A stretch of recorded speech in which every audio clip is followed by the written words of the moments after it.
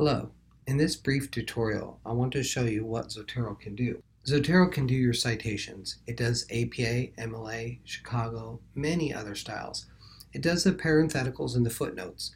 For the in-text citations, you'll need to type them in manually, but if you use Zotero to do the parentheticals, it will build your bibliography for you.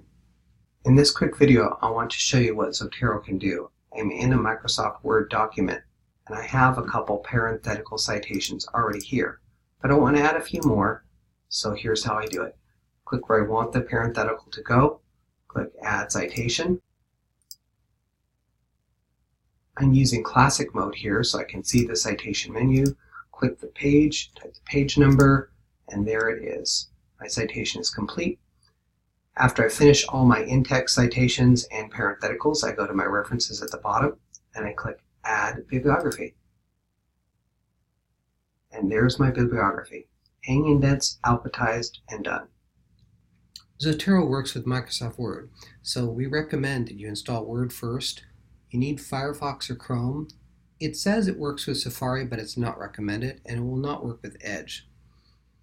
Go to Zotero, create a free Zotero account. You'll get an email back to email and verify, authorize your free account. It doesn't have to be the SU email. You can use any email you want. Download Zotero and install 5.0 on your computer. It will not work on a Chromebook or a tablet. Then install the Zotero connector that works with Firefox or Chrome. Set up your sync, install the Word add-in, and you're done. The syncing is a little bit tricky. You need to have your Zotero account, so you'll have to make sure you've created your account.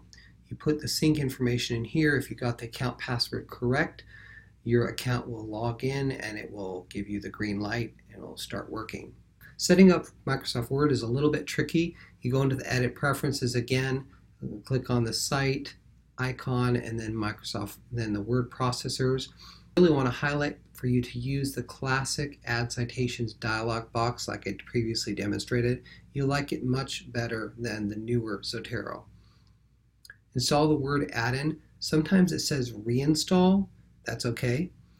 You probably have to close Word. Sometimes I find you have to close Word and Zotero both and try it several times before you get the Zotero to show up in Microsoft Word.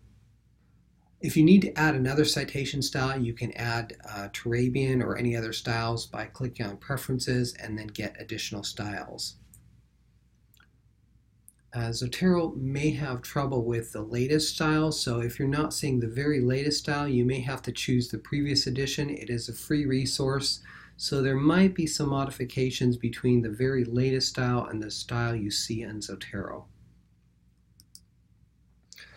The Zotero library is really easy to build. It'll build in your web browser. You'll see a little folder icon if you're on a list of things, and if you click it, you'll see a whole list of items. You pick the ones you want and add them to your Zotero library. If you see an individual paper icon, it knows that it's a research article, and you click that, it'll add the article to your library, and it'll tell you, and it also will pull the PDF if it can and save that into your library as well. Sometimes you may see a little book icon. If you're looking at something that has books, Zotero will know that it's books. I want to really point this out. After you save something in Zotero, check your library. Open the library on your computer, check the item, check the title. It frequently gets the capitalization wrong, so you'll need to edit the capitalization here, fix the authors, make sure they're correct.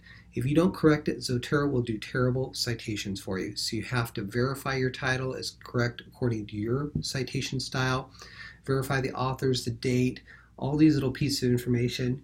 You may need to hunt and find the DOI, and you can add that in manually. You can also create citations manually if you want instead of using your web browser. It's up to you. And if it doesn't pull the PDF automatically into your Zotero library, you can drag and drop and add articles to your Zotero library, and what's really nice is it's saving them in the cloud, so your full PDF and citation records are saved permanently in your cloud.